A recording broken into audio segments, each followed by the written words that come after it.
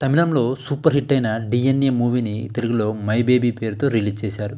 ఈ మూవీ గురించి ఒక్క మాటలో చెప్పాలంటే భావోద్వేగ భరితంతో ఉత్కంఠగా సాగిన సూపర్ క్రైమ్ థ్రిల్లర్ మూవీ.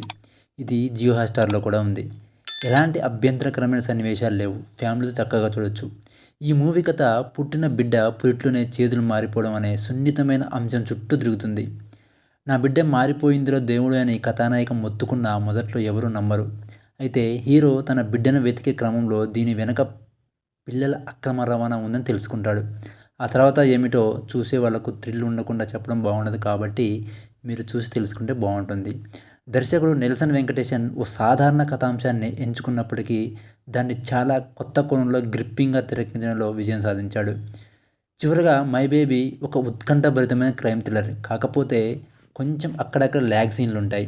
ఒక్క 20 మినిట్స్ ఓపికతో చూస్తే సినిమా మీకు నచ్చుతుంది.